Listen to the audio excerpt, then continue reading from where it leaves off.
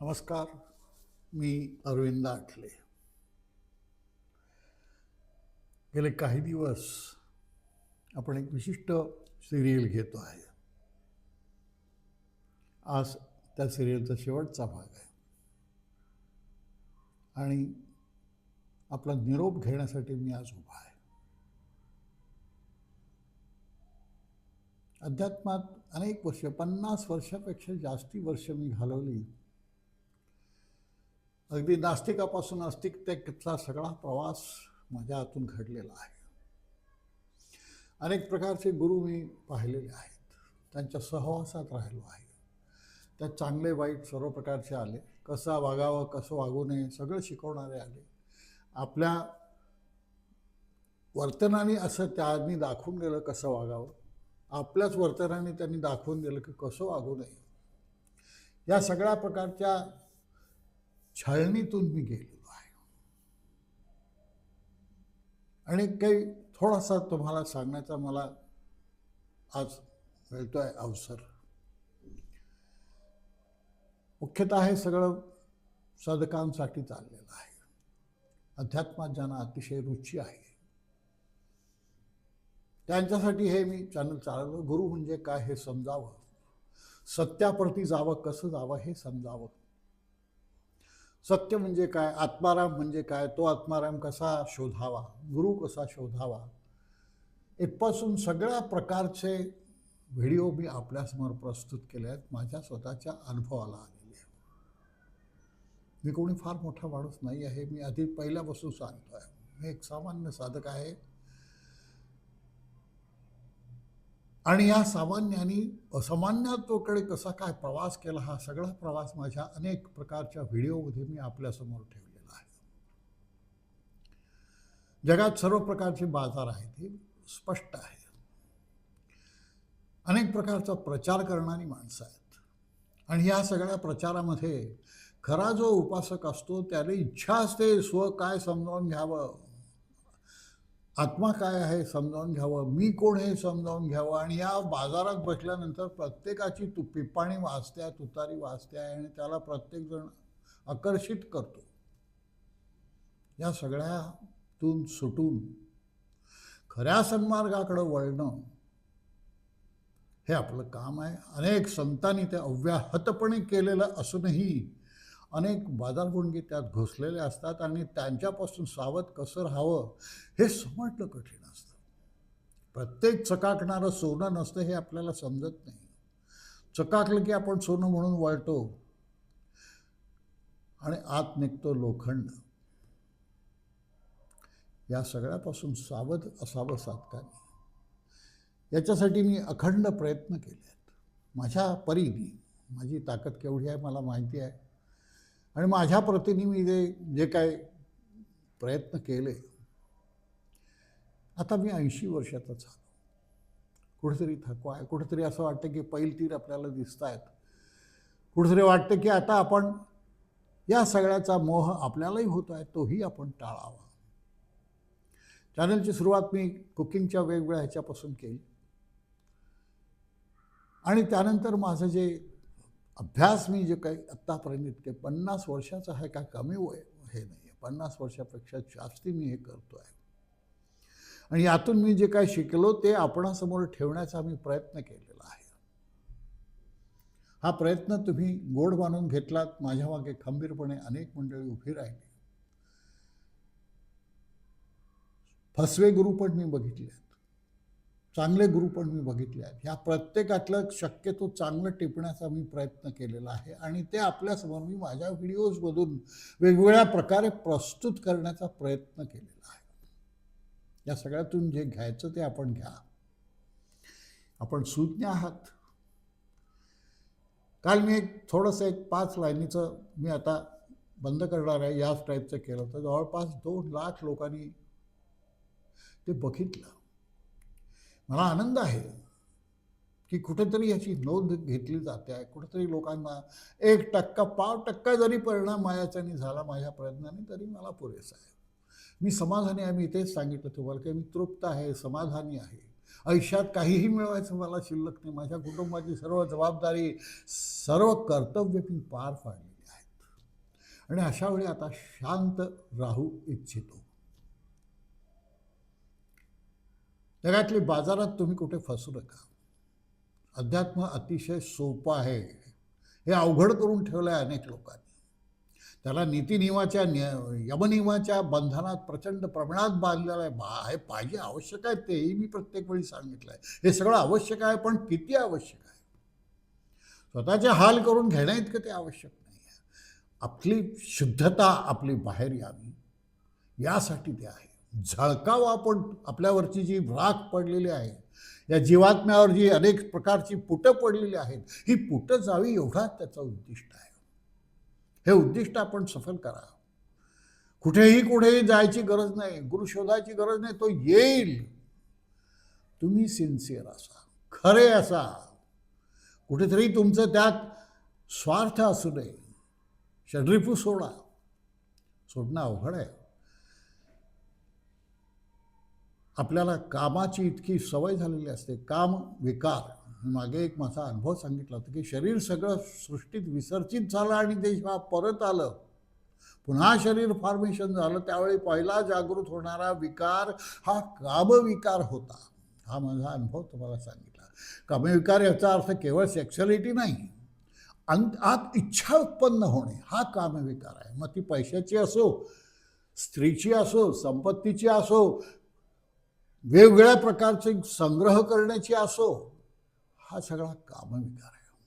हा कामविकार ज्या ठिकाणी तुम्ही ज्यावेळी थांबवाल, त्यावेळी हे सगळं थांबेल आणि अतिशय शांत अशा एका इतक्या उत्तम अवस्थेत जाल. म्हणून मी सच्चित आनंद ही अवस्था तुम्हाला समजावून देण्याचा प्रयत्न केला. सच्चिकास सोडू नका. सच्चिकास धराल तर आपोआप तुमचं मन शांत होईल. मन शांत होईल तर तुम्ही तृप्त व्हाल, आणि तृप्त व्हाल तर समाधानी व्हाल, आणि कशाचीही इच्छा तुम्हाला शिल्लक राहणार नाही. ती मुक्ती आहे. कशाचीही इच्छा नाही, पण तरीही आतला जो आनंद आहे, तुम्हाला सांगितलं, प्रकृती आणि पुरुष यांचा एक प्रकारचा संभोग असतो आपल्यामध्ये. संभोगासाठी केवळ स्त्री पुरुष आवश्यक आहे असं नाही. काही वेळा मला ओशोचंही काही वेळा पटतं, कारण खरोखरच तसं आहे की हा संभोग आपल्याशीच आहे, आणि त्यातून जो एक प्रकारचा आनंद मिळतो, ह्या आनंदासाठी आपण धडपडलं पाहिजे.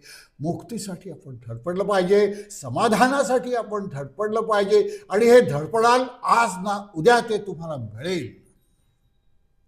गंमत पहा, आज मी हे तुमच्याशी शेवटचं बोलतो आहे. यापुढे मी तुम्हाला या यूट्यूबवर येणार नाही आहे किंवा फेसबुकवर मी येणार नाही आहे.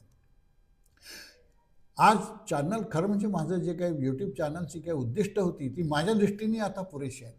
कुठेतरी मी थांबायला पाहिजे. वर गेल्यानंतर थांबावं, खाली गेल्यानंतर थांबण्यात काही अर्थ नाही. लोकांना तुमची गरज आहे तोपर्यंत तुम्ही थांबा, आणि हे काम मला करायचं आहे. गंमत पहा, चॅनलची आजची जी सबस्क्रायबरची संख्या मी थांबतो तेव्हा कशी आली आहे पहा. कसं दैव असतं. 36,763, म्हणजे 36 वरून माझी सुरुवात झाली अध्यात्माच्या पूर्ण विरुद्ध, आणि आज मी 63 वर आलो आहे. याचा अर्थ समजून घ्या. 36 आणि 63 दोन्ही विरुद्ध आहेत. 63 हे प्रेम आहे, एकमेकांचं आलिंगन आहे. 6 आणि 3चं आलिंगन आहे. बाहू पसरून ते एकमेकांसमोर उभे आहेत. या क्षणी मी खरोखरच अत्यंत तृप्त आहे. कोणावरही कधी टीका करू नका, कोणाचे दोष काढण्याचा प्रयत्न करू नका. स्वतः अत्यंत शुद्ध होण्याचा प्रयत्न करा. कोणालाही दुखवू नका. प्रेम करा. प्रेम करण्यालायक जग आहे. जग ईश्वराने इतकं सुंदर बनवलेलं आहे की जेवढं पाहाल तेवढं ते सुंदर आहे. मी सांगतो, झाडावरचं एखादं पान जेव्हा येतं ना खाली, असं भिरभिर करत जेव्हा येतं, त्यावेळी त्याची जी गती आणि जे सौंदर्य असतं, हे पाहण्याचा जर प्रयत्न केलात तर जगात सर्वत्र सौंदर्य पसरलेलं आहे. चांगल्या आणि वाईट सर्व गोष्टीत हे तुमच्या लक्षात येईल. हे सौंदर्य पहा, आनंद घ्या, आनंद द्या. खाण्यापिण्याचा आनंद घ्या, खाण्यापिण्याचा आनंद द्या. जे द्याल ते उगवेल, जे द्याल ते पेराल ते उगवेल. छान पेरा. अत्यंत सुंदर जग भरलेलं आहे. आपल्या शरीराकडे पहा, किती अतिशय सुंदर व्यवस्था परमेश्वराने आपल्या शरीरात सर्व प्रकारची केलेली आहे.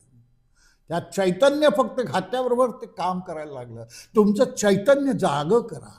हे चैतन्य ज्या क्षणी तुम्ही जागं कराल तेव्हा यातला आनंद मिळेल, यातलं सौंदर्य तुम्हाला दिसायला लागेल आणि हे सौंदर्य पाहण्याचा प्रयत्न करा. जे पाहाल भान हरपून तुम्ही ते पाहाल. भान हरपण्याचे मी अनेक अनुभव घेतलेले आहेत.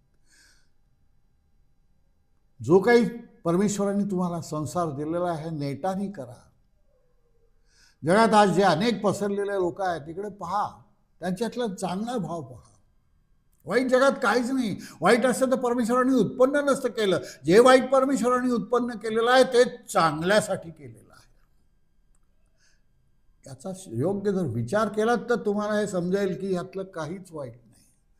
जे घडत आहे ते त्याच्या हातून घडत आहे. जे होत आहे ते त्याच्या हातून होत आहे. मग ते आपल्या आयुष्यातल्या घटना असो या सृष्टीतले वेगवेगळे क्रम असो, पंचमहाभूतांशी सामना तुम्हाला करायचा आहे. भैरवाकडून भैरवीकडे जायचं आहे. भैरव हा शिवाचा राग आहे, असा सुंदर राग, आणि त्यातून ती भैरवी उत्पन्न होते आहे. अशी प्रकृतीतून पुरुष आणि त्या संगमातून होणारी मुक्ती, तो शिव आहे. तो शिव गाठण्याचा प्रयत्न करा. तो शिव होण्याचा प्रयत्न करा. तुम्हीच राम आहात, तुम्ही शिव आहात, तुम्हीच विष्णू आहात, हे आत अनुभवा. हे माझ्या अनुभवाने तुम्हाला सांगतोय. तुमचा एक कोणी मोठा ज्येष्ठ साधक आहे असं समजून लक्षात घ्या. कुठेही कोणाची स्पर्धा करू नका. सगळं जग सुंदर आहे. जे सुंदर आहे ते पाहण्याची दृष्टी तुमच्या डोळ्यात उत्पन्न करा. वरचा गॉगल घातलाय काळा हा काढून टाका. दृष्टीभ्रम काढून टाका. वेगवेगळ्या कल्पना आहेत त्या काढून टाका. अमुक योग्य अमुक अयोग्य वगैरे ठरवू नका. तुम्ही नका ठरवू. यात कुठेतरी तुम्ही सत्यापर्यंत पोचाल. यात तुम्हाला सत्य सापडेल. ज्या क्षणी ते सापडायला सुरुवात होईल त्या क्षणी त्या सत्याचा आनंद घ्यायची तुमच्यात पात्रता येईल. आणि हा आनंद ज्या क्षणी घ्याल त्या क्षणी तुम्ही मुक्त व्हाल. सर्व आनंद पसरलेला आहे. वेगवेगळ्या गोष्टीतला तो घेण्याचा प्रयत्न करा. बदमाशी असा विचार नाही करत की हे गुलाबाचं फूल आहे, हे याचं फूल आहे, ते कमळाचं फूल आहे, असा विचार नाही करत. तिला जिथे जिथे मिळतो आनंद, तिला जिथे जिथे मिळतो रस, हा सगळं ती घेते आणि साठवते. तुमच्यातला हा साठवा. आज तुमच्या लक्षात येईल की इथं सगळं आनंद भरलेला आहे. सच्चित आनंद. या आनंदाकडे जा. शेवटची एक मला नामदेवाची एक रचना माझ्यासमोर आज आली. हे मी तुम्हाला दाखवतो आणि या भाषणाचा शेवट करतो. शेवटची पाळी एक मनुष्य जन्म चुकलिया वर्म फेरा पडे. याच जन्मी ओळखी करा आत्माराम. संसार संभ्रम भोगू नका. हा संभ्रम आहे, हा भोगू नका. या आत्माराकडे वळा, आत्मारामाकडे वळा. संसारी असावे असोनी नसावे. काय म्हटलंय पहा, गेल्या 3 व्याख्यात मी ते सातत्याने सांगतोय. ते मला आज पुन्हा सापडलंय. संसारी असावे असोनी नसावे. भजन करावे वेळोवेळा. भजन म्हणजे त्या ईश्वराची ओळख, आठवण. नामा म्हणे विठू भक्ताचे द्वारी. घेऊन या करी सुदर्शन. हे सुदर्शन हातात धरा. सगळ्या दुःखांचा त्याग करा, सगळ्या दुःखांचा छेद करा आणि आनंदाला प्राप्त व्हा. हा आनंद तुमच्यापाशी ठेवलेला आहे, त्याला शोधा. नमस्कार. आनंदाने मी तुमचा निरोप घेतो आहे. अत्यंत आनंदी आहे मी. आनंद भरलेला आहे. किती द्यावा असं वाटतं आहे. या सार्वजनिक क्षेत्रातून जरी मी बाजूला होणार असलो तरी तुमच्यासाठी मी केव्हाही उपलब्ध आहे. हाक मारा, मी ओ देईन. नमस्कार.